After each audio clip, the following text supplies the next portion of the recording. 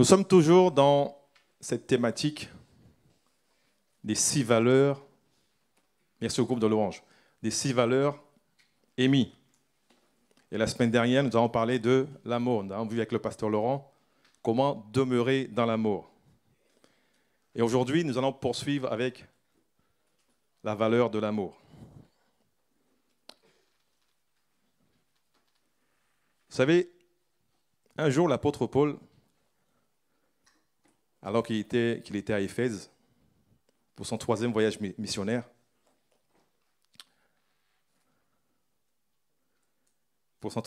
missionnaire, il apprend qu'il y a de gros problèmes dans l'église de Corinthe. Il apprend qu'il a des problèmes d'attitude, des rivalités entre frères et sœurs. Il y a de l'orgueil dans l'église de Corinthe. Il apprend que les chrétiens se comportent mal. Des rivalités entre frères et sœurs. Il y a des clans dans l'église. Certains disent qu'ils sont pour Paul. D'autres disent qu'ils sont pour Apollos. Donc ça fait des clans dans l'église. Et l'apôtre Paul, il connaît très bien l'église de Corinthe. Parce qu'il y a séjourné pendant pratiquement 2 ans là-bas. Et là, il est surpris de voir le comportement des Corinthiens. Il est surpris d'apprendre que les Corinthiens se comportent mal. Alors il décide de s'adresser à eux en leur disant « Vous êtes le corps de Christ.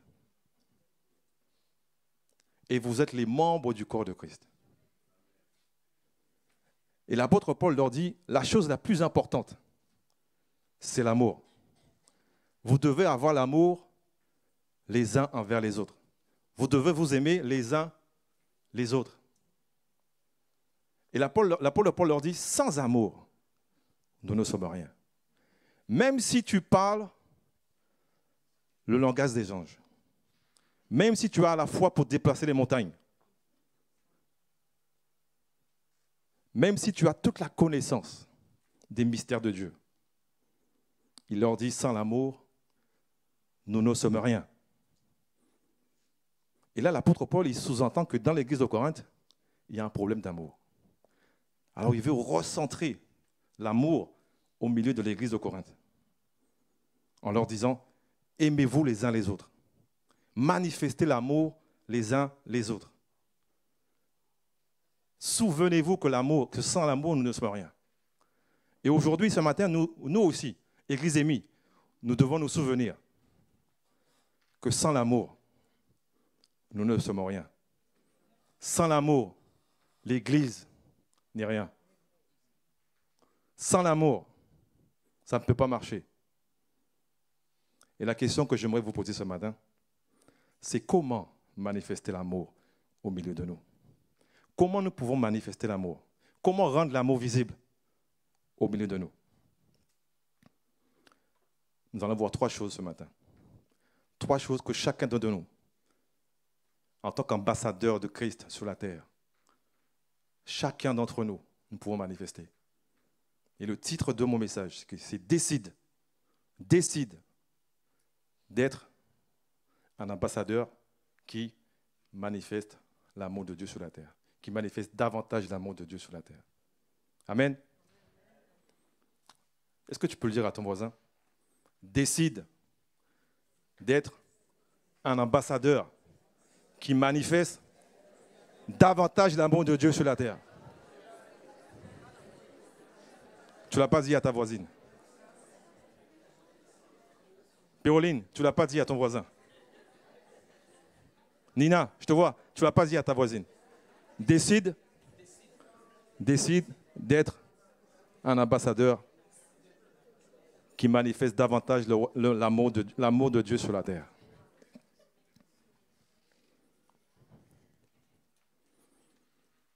Et pour voir ces 3 choses que nous pouvons pratiquer, nous allons aller dans un texte qui se trouve dans 1 Jean, chapitre 3, verset 11.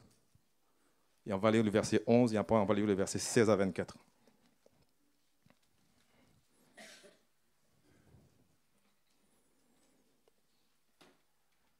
Jean, c'est dans la Bible. 1 Jean, c'est dans la Bible. Vous savez? Et c'est entre Genèse et Apocalypse. Donc si tu ne sais pas où c'est, tu ouvres, tu cherches Genèse et tu cherches Apocalypse, c'est entre les deux. C'est bon, on y est? Verset 11. Car ce qui vous avait été annoncé et ce que vous avez entendu dès le commencement, c'est que nous devons nous aimer les uns les autres. Verset 17. Si quelqu'un possède les biens de ce monde et que, voyant son frère dans le besoin, il lui ferme ses entrailles, comment l'amour de Dieu demeure-t-il en lui? Petits enfants, n'aimons pas en parole et avec la langue, mais en action et avec vérité. Par là, nous connaîtrons que nous sommes de la vérité et nous rassurons nos cœurs devant lui.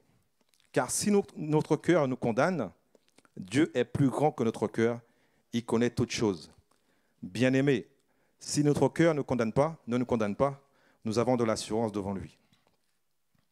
Quoi que ce soit que nous demandions, verset 22, nous le recevrons de lui, parce que nous gardons ses commandements et que nous faisons ce qui lui est agréable. Et c'est ici son commandement, que nous croyons au nom de son Fils Jésus-Christ et que nous nous aimons les uns les autres selon le commandement qu'il nous a donné. Celui qui garde ses commandements demeure en Dieu et Dieu demeure en lui. Et nous connaissons qu'il demeure en nous par l'Esprit qu'il nous a donné. Pour qu'on puisse manifester, montrer l'amour de Dieu, que chacun de nous puisse montrer l'amour de Dieu, nous devons garder ses commandements. C'est la première chose à faire. La première chose que nous devons faire, si nous voulons manifester l'amour de Dieu au milieu de nous, c'est que nous devons garder ses commandements. Regardons ce que le verset 24 nous dit. Verset 11, pardon. 24. Verset 24. Celui qui garde ses commandements demeure en Dieu et Dieu demeure en lui. Celui qui garde ses commandements demeure en Dieu et Dieu demeure en lui. Dieu est amour. Oui? C'est ce que la Bible dit. Donc celui qui garde ses commandements demeure dans l'amour de Dieu. Et l'amour de Dieu demeure en... J'ai l'impression que tu n'es pas convaincu de ça, donc on va le reprendre. Celui qui garde ses commandements demeure dans l'amour de Dieu. Et l'amour de Dieu demeure en lui. Si tu veux montrer l'amour de Dieu autour de toi, tu dois être rempli de l'amour de Dieu déjà. Tu ne peux pas aller montrer l'amour de Dieu si toi-même tu n'es pas rempli de l'amour de Dieu. Mais de quel commandement qu'on parle ici? Il dit, si tu gardes tes commandements, tu demeures dans l'amour de Dieu. Mais il n'a pas dit quel commandement tu dois garder. Oui? Vous êtes avec moi? Si je te dis garde tes commandements, si tu ne sais pas quel commandement garder, comment tu veux garder les commandements? Donc nous allons voir de quel commandement la Bible parle ici. Et pour comprendre les commandements, de quel commandement on parle ici, on va retourner à ce que Jésus a dit dans les évangiles. Donc allons dans Marc 12, verset 31.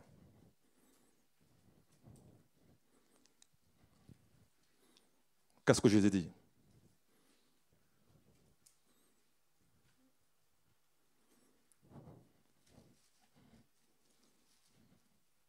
Jésus répondit, voici le premier, il parle de commandement, écoute Israël, le Seigneur notre Dieu est l'unique Seigneur, tu aimeras le Seigneur ton Dieu de tout son cœur, de toute ton âme, de toute ta pensée et de toute ta force.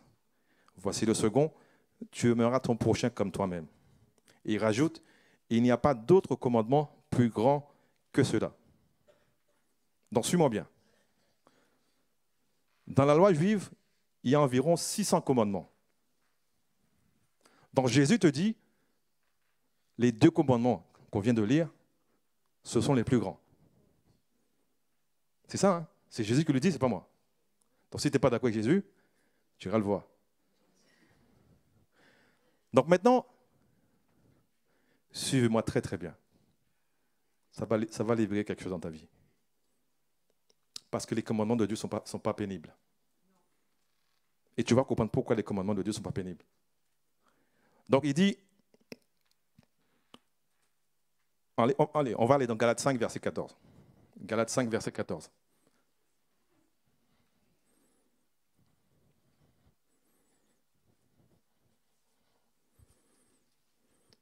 Car toute la loi est accomplie dans une seule parole.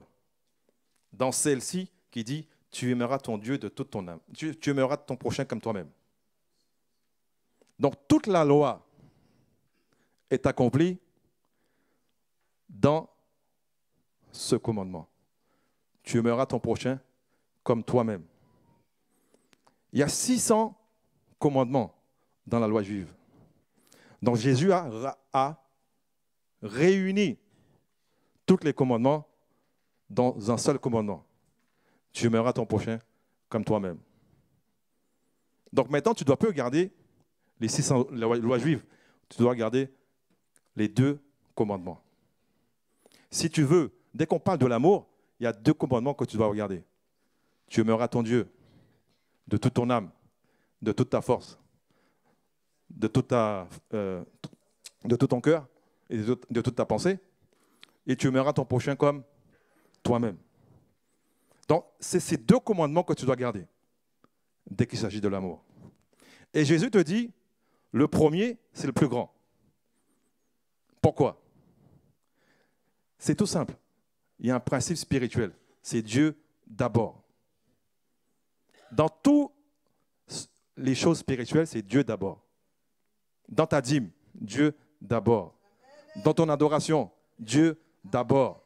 Dans ta prière, Dieu d'abord. Donc dans l'amour, Dieu d'abord. Et nous allons voir pourquoi Dieu d'abord. Vous me suivez? 2 commandements. Maintenant, pourquoi Dieu d'abord? Tu ne peux pas dire que tu aimes ton frère si tu n'aimes pas Dieu. C'est la Bible qui le dit, ce n'est pas moi. On va le lire. Si tu dis que tu aimes ton frère et tu n'aimes pas Dieu, tu es un menteur. C'est ce que dit la Bible. Donc on va le lire ensemble.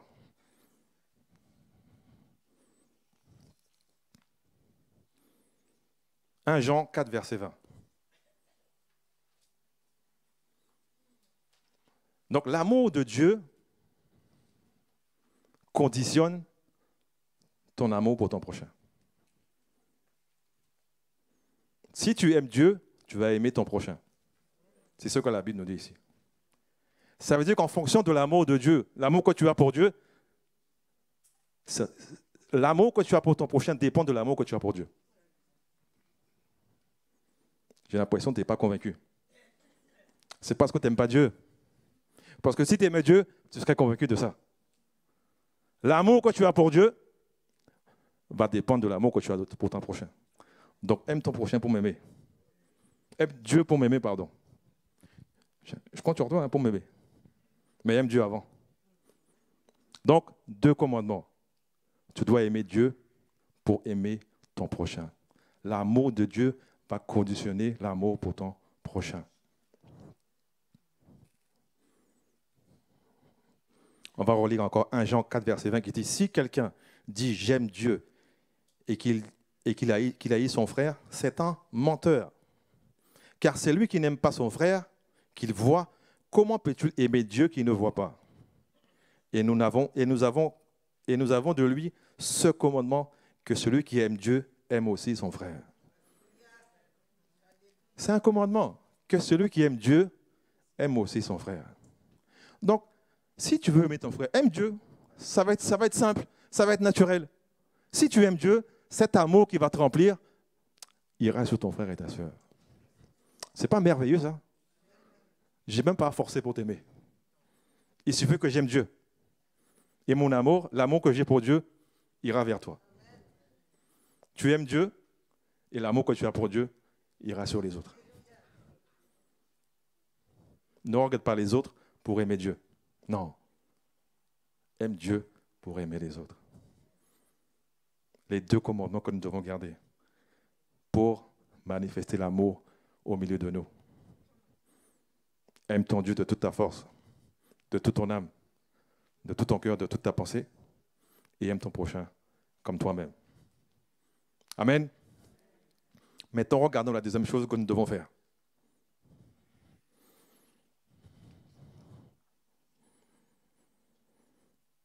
Regardons la deuxième chose que nous devons faire pour montrer l'amour de Dieu autour de nous. La deuxième chose que tu dois faire dépend du premier. Nous devons nous aimer les uns les autres. Nous devons nous aimer les uns les autres. Maintenant, tu connais le commandement. Mais il faut que tu le mettes en pratique. Tu ne peux pas aimer tu peux pas garder ce commandement sans le mettre en pratique. Allô? J'ai plus de micro. Ah si, c'est bon. Tu as ces commandements, tu les mets dans ton cœur et après tu le mets en pratique. Sinon, tu ne pourras pas le mettre en pratique. Aimons-nous les uns les autres. Verset 11. Qu'est-ce qu'il dit dans le verset 11?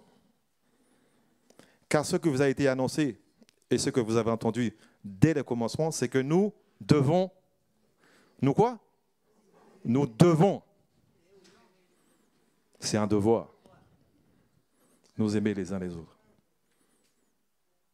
Il n'a pas dit tu peux aimer ton frère de temps en temps. Non. Tu n'as pas dit tu peux aimer ton frère quand il dit bonjour. Non. Nous devons. Nous devons nous aimer les uns les autres. Tu dois aimer ton frère et ta soeur. Et l'amour a un langage, vous le savez ça? Le langage de la parole. Le langage du comportement. Le langage de l'attitude.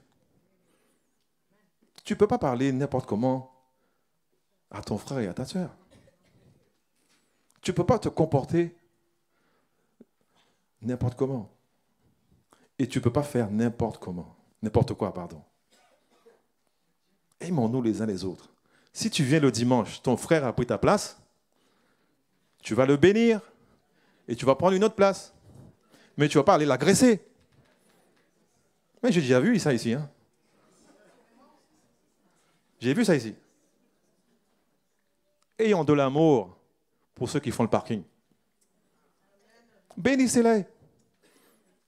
Pour ceux qui font le ménage, il faut les bénir. Allez les encourager. Allez les aider aussi. Allez les aider. Comment? Nous devons nous aimer les uns les autres. La première chose, on garde les commandements. Tu dois aimer Dieu pour aimer ton prochain. Deuxième chose, on doit nous aimer les uns les autres. Parce que c'est un devoir, c'est un commandement que Jésus nous a laissé. On doit nous aimer, on doit s'aimer par le langage de l'amour. Ce sont les petites choses que tu dois mémoriser et mettre en pratique. Pourquoi tu dois mettre ça en pratique? Parce que cet amour-là est puissant. Personne ne peut voir Dieu de ses yeux. Mais cet amour-là permet de rendre visible Dieu invisible. Cet amour, l'amour de Dieu, permet de rendre visible le Dieu invisible. Donc si tu veux rendre le Dieu qu'on ne voit pas visible, si quelqu'un rentre ici, il veut voir Dieu, nous devons nous aimer les uns les autres. Vous imaginez, quelqu'un rentre dans ce lieu et il voit qu'on ne s'aime pas.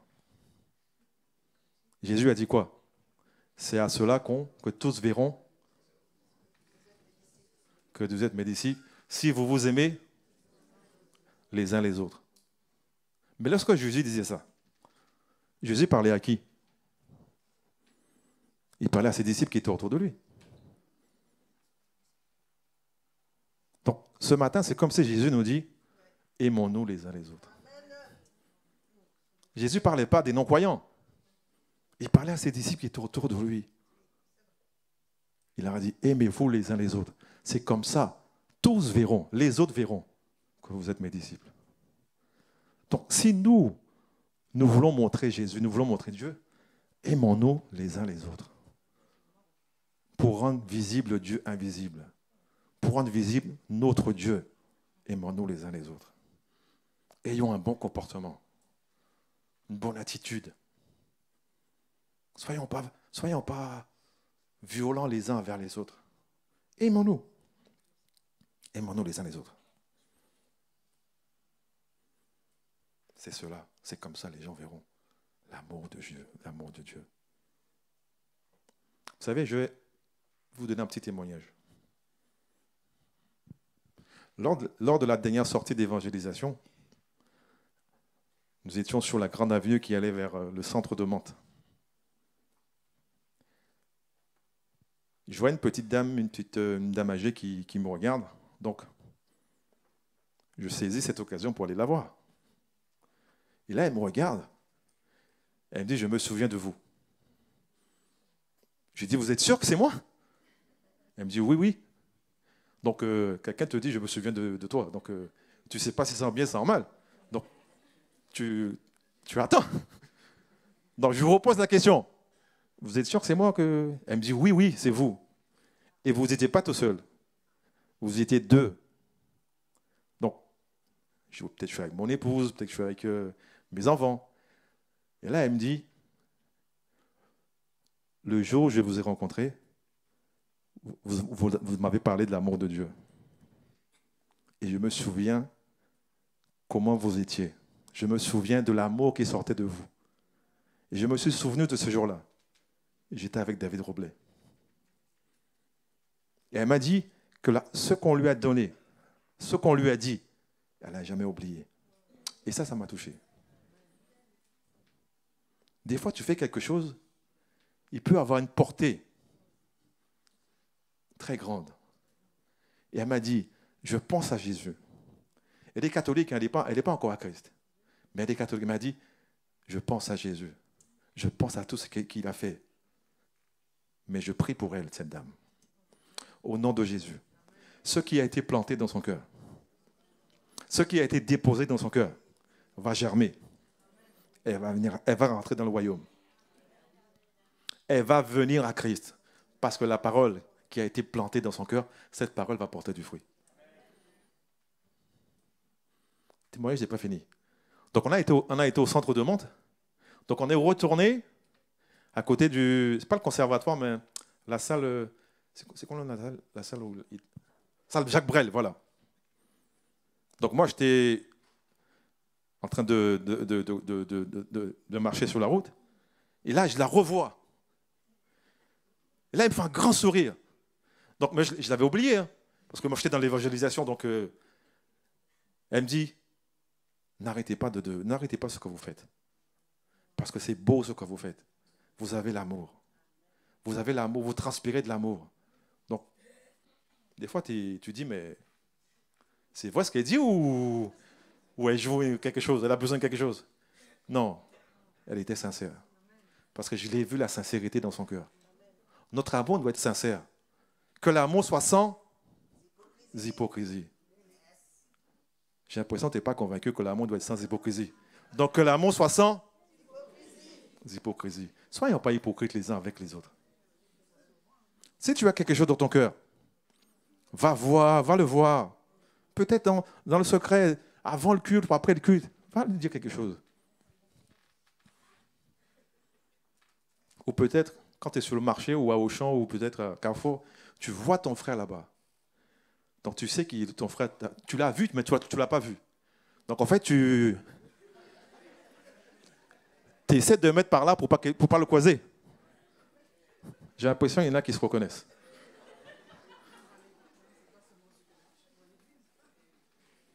Tu te mets un peu à droite à gauche Parce que tu sais que ton frère va venir ou ta soeur va venir par là. Donc tu la regardes et tu passes par là. Il ne faut pas la croiser. Ce n'est pas un bon comportement. Tu le croises pas, tu le croises pas. Tu le croises, tu dis bonjour et tu traces ta route. Ou tu peux parler 2 minutes avec. Mais hey, soyons pas hypocrites. Que l'amour soit sans hypocrisie. Soyons sincères les uns avec les autres. Aimons-nous les uns les autres. Les commandements ne sont pas pénibles, c'est ce que la Bible dit.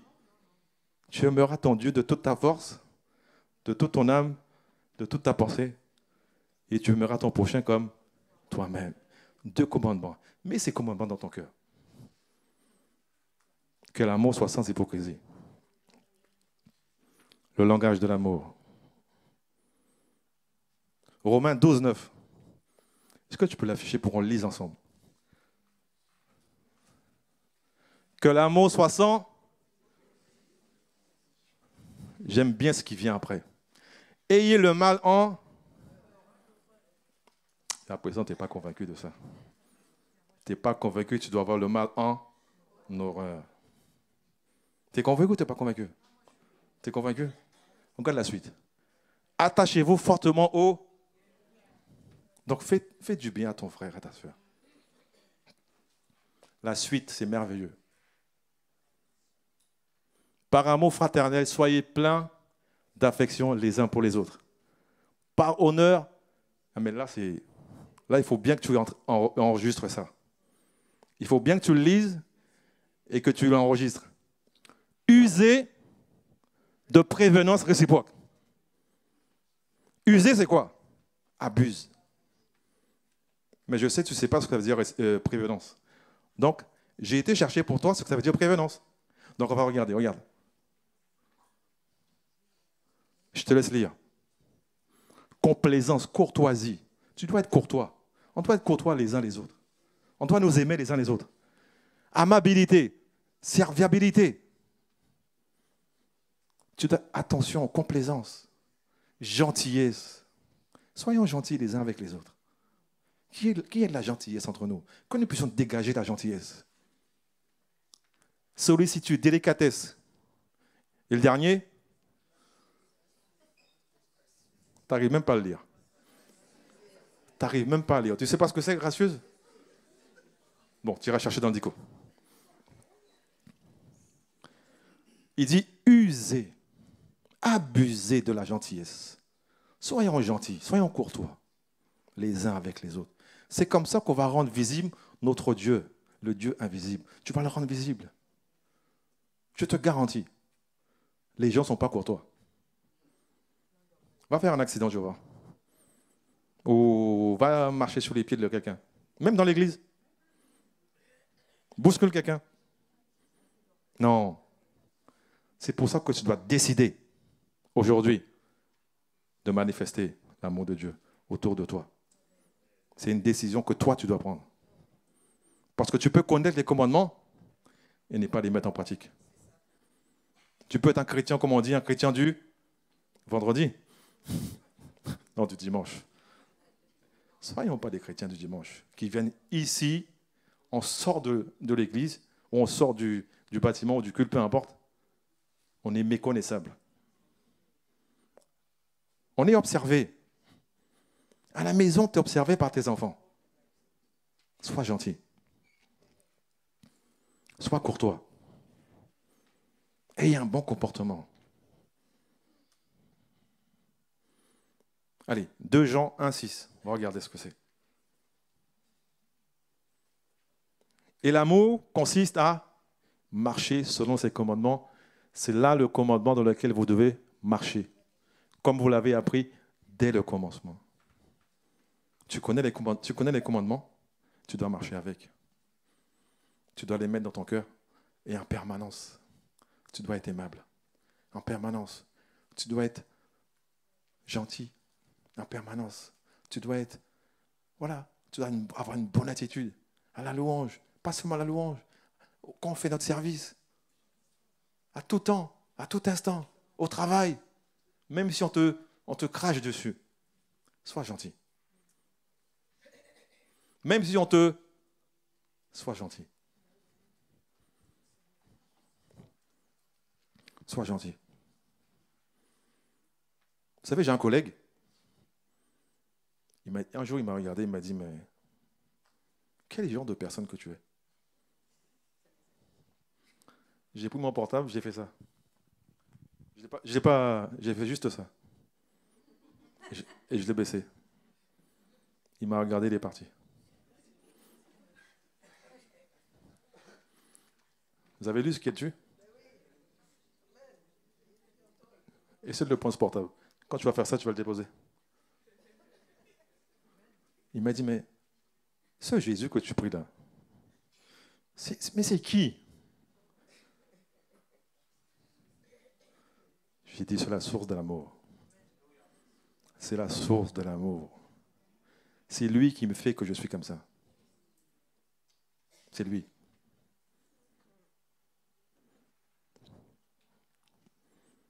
C'est lui. 1 Pierre 4, 8.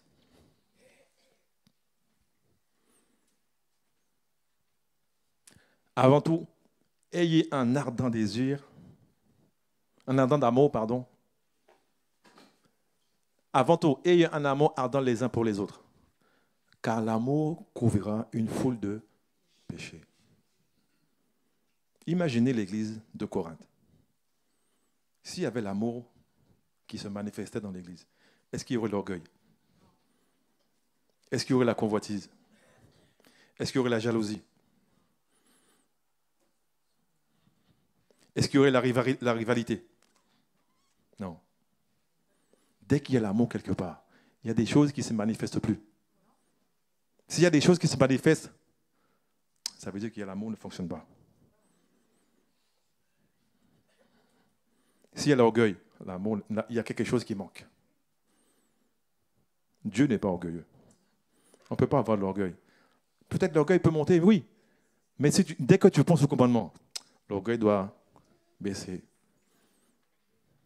Amen. Il y a un silence méditatif dans la salle. Donc, soit vous êtes avec moi, ou soit vous réfléchissez à ce qui... Donc, vous réfléchissez, c'est ça? C'est bien.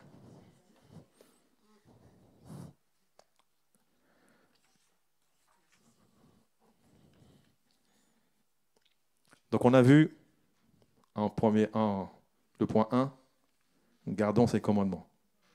Point 2, aimons-nous les uns les autres.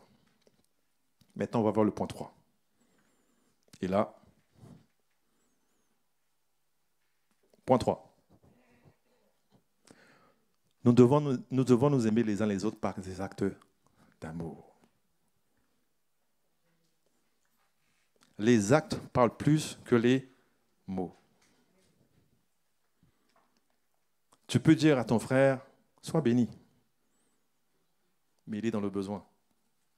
Et tu sais qu'il est dans les besoins. Et tu sais que tu peux l'aider. Ton frère, ta soeur n'a pas de voiture. Elle sort du culte. Tu sais où elle habite. Tu te dépêches et tu sais qu'elle va prendre le bus pour rentrer et tu sais qu'elle habite à côté de chez toi. Donc, ça fait 3 fois, 4 fois, tu l'as déjà ramené. Tu la ramènes? Plus. Mais l'amour pardonne tout. User de... Tu as déjà oublié le mot.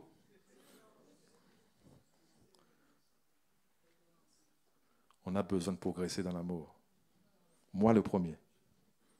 On a besoin de progresser.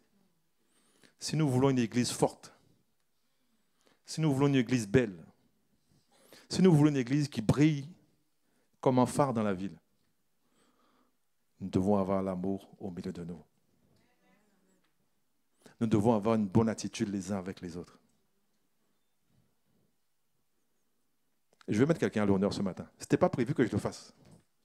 Un couple dans cette église. C'est le couple Nabis. Vous savez, Nicolas Nabis avec Sonia. Sonia me connaît très bien. Là, il se cache.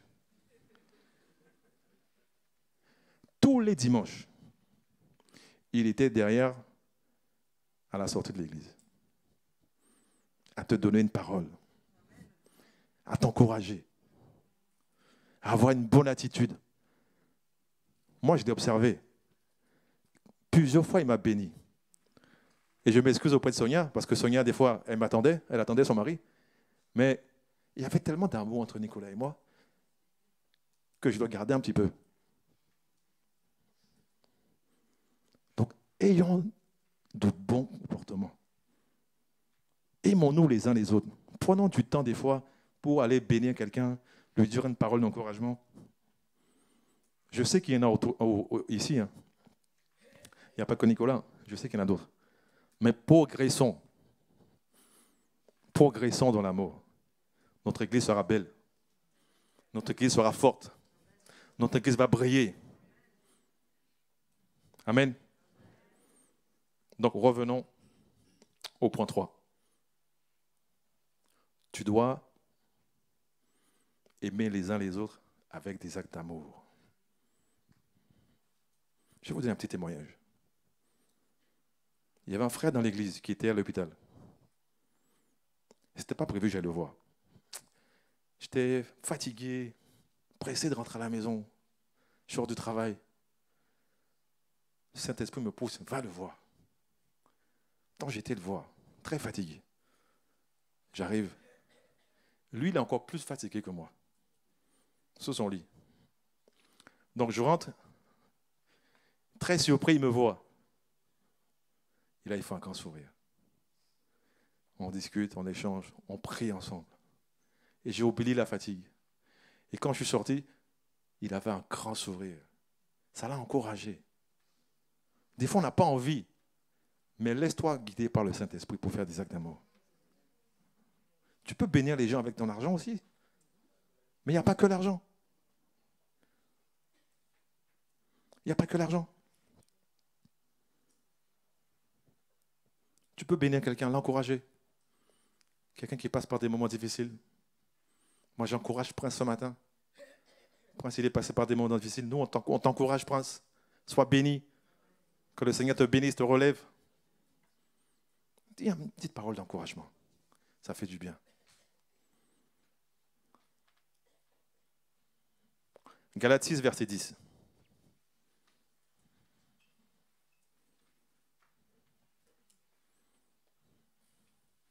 Ça, il faut que tu retiennes ça. Ainsi donc, pendant que nous avons l'occasion, pratiquons le bien envers tous. Mais d'abord, entre nous.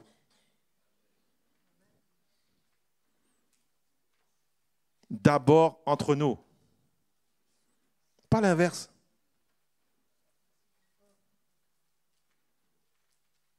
On ne peut pas haïr nos frères et sœurs et aimer les autres. Non, on doit s'aimer avant. Parce que la vraie famille, c'est nous. Nous sommes un corps. Et nous sommes tous des membres. Nous devons nous aimer les uns les autres. Amen.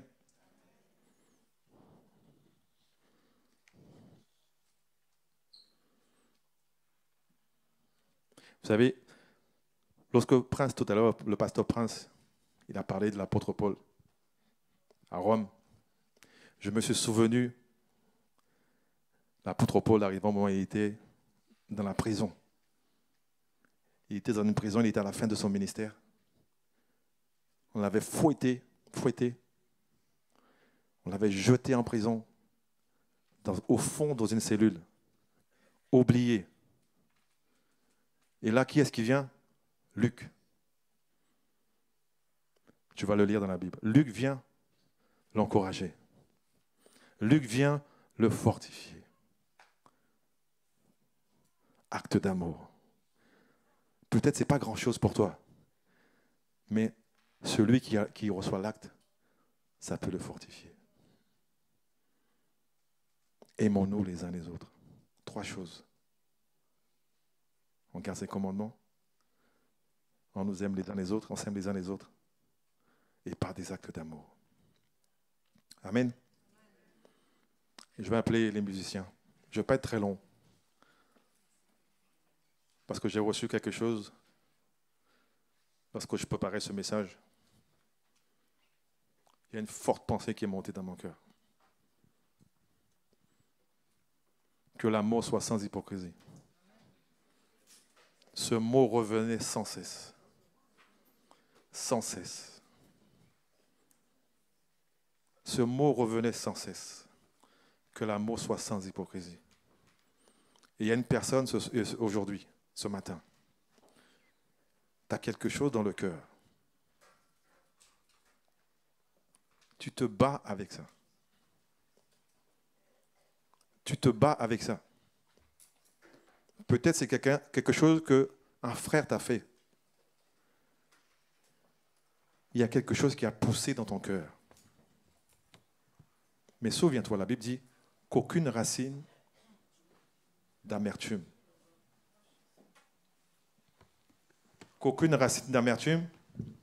soit dans ton cœur. Et aujourd'hui, Dieu veut enlever cette racine pour que tu puisses aimer davantage les uns les autres.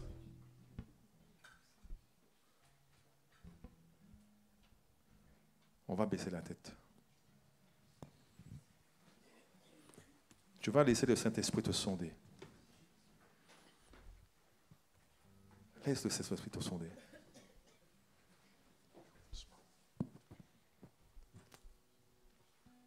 Laisse le Saint-Esprit te sonder. Que l'amour soit sans hypocrisie. Si tu as quelque chose contre ton frère, contre ta sœur, quelque chose qui est profond, ne repars pas. Décide de ne pas repartir avec ça. Ne repars pas avec ça. Ne repars pas avec ça. Dieu voit toutes choses. Et souviens-toi de ce verset. Il dit, si ton cœur te condamne, Dieu voit. Ne laisse pas ton cœur te condamner. Ne laisse plus ton cœur te condamner vis-à-vis d'un frère, vis-à-vis d'une sœur dans l'église. Ne laisse pas ton cœur te condamner. Peut-être cette personne t'a blessé.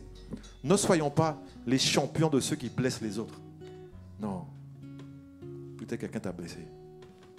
L'amour pardonne tout. L'amour excuse tout. Alors décide de pardonner. Si tu décides de pardonner, Dieu va enlever ça dans ton cœur. Alors si cette parole, c'est pour toi, ça te concerne. Le pasteur Marc, il est là, le pasteur Prince, il est là. On va prier pour toi.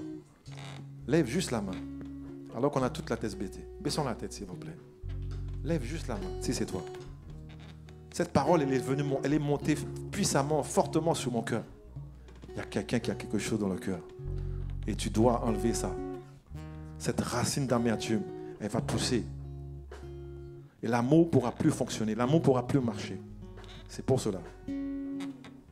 Tu dois décide maintenant de donner ça à Dieu.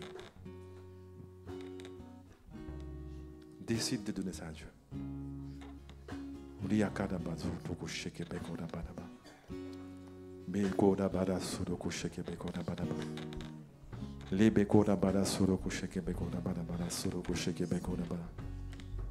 Seigneur, je viens prier pour cette personne, Seigneur. Ne permets pas qu'elle parte avec cette racine d'amertume dans son cœur. Viens lever toute racine d'amertume dans nos cœurs, Seigneur. Que l'amour puisse fonctionner au milieu de nous. Que l'amour, que nous puissions nous aimer les uns les autres. Que nous puissions nous aimer davantage les uns les autres. C'est ton commandement. Aime ton prochain comme toi-même. Bénissons ton nom. Nous bénissons ton nom. On va prendre un chant. On va prendre ce chant pour terminer. L'amour extravagant.